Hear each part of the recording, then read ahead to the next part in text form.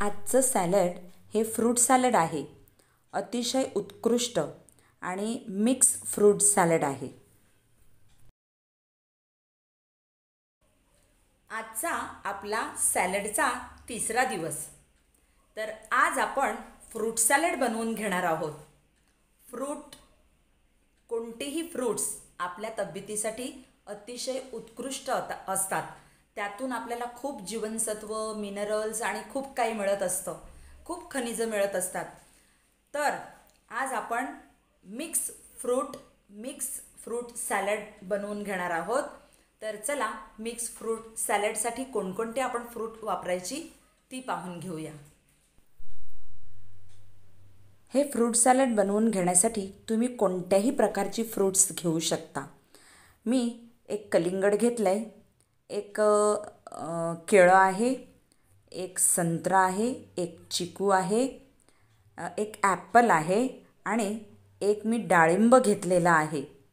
तर तुम्हाला हवं ते तुम्ही फ्रूट घेऊ शकता. पपई घेऊ शकता, तुम्ही मस्कमेलन घेऊ शकता.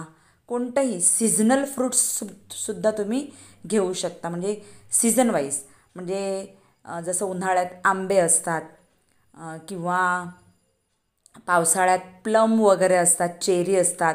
तर अशा पद्धतीचं तुम्ही कोणतंही फ्रूट तुम्ही घेऊ शकता आणि त्या फ्रूटचं तुम्ही सॅलड बनवून घेऊ शकता.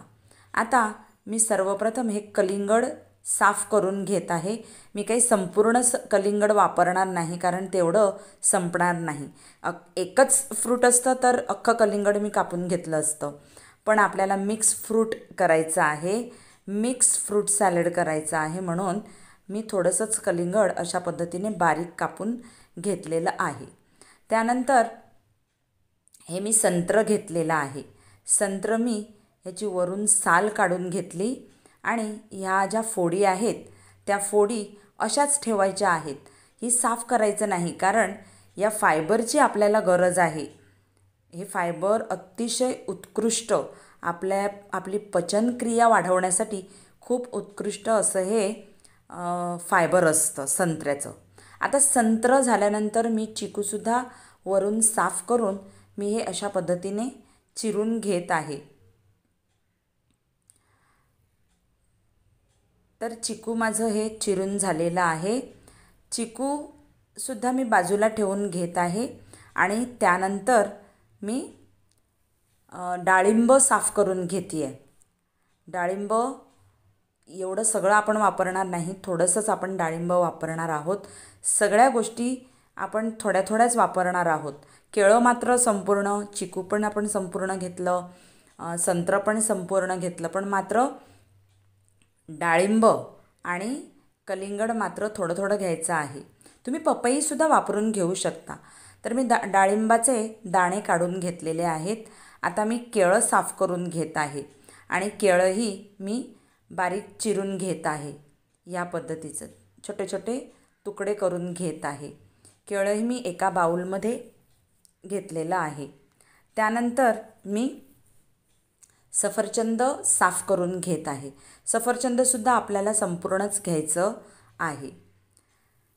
सफरचंद साफ करून झाल्यानंतर मी लांब लांब असे छोटे छोटे पातळ असे सफरचंदाचे तुकडे करून घेत आहे.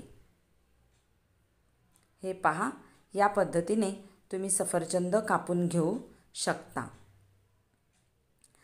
आता आपलं सगळं फ्रूट कापून झालेलं आहे. आता ते सजवायला घेऊया. म्हणजे ती प्लेट आपण आता सजवून घेऊया. प्लेटवर आपण ते सगळी फ्रूट्स सेट करून घेणार आहोत. आता सेट करण्याची सुद्धा पद्धत आहे. आपण सगळं काय एकदम असं घेणार नाही, पण असं सेट केलेलं जे फ्रूट असतं, नीटनेटकं लावलेलं जे फ्रूट असतं, ते आपल्याला खावंसंही वाटतं आणि ती डिझाईन पण छान वाटते. तर मी कलिंगड लावलं, केळं लावलं, आता चिकू लावून घेत आहे. चिकू लावून झाल्याच्या नंतर ॲपल म्हणजे सफरचंद मी लावून घेत आहे.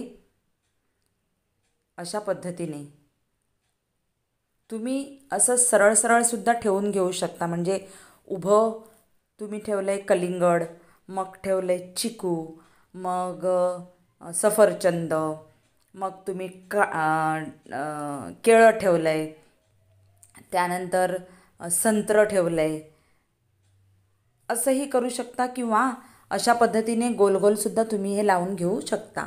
तर मध्ये मी ही डाळिंबाचे दाणे टाकून घेतलेले आहेत आणि संत्र्याच्या फोडी अशा कडेला लावून घेत आहे.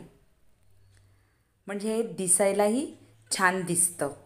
आपल्याला कुणाला किंवा आपल्या घरात कुणी पाहुणे आले तर सर्व करून घेण्यासाठी अतिशय उत्कृष्ट अशी ही सर्विंग प्लेट तयार होते.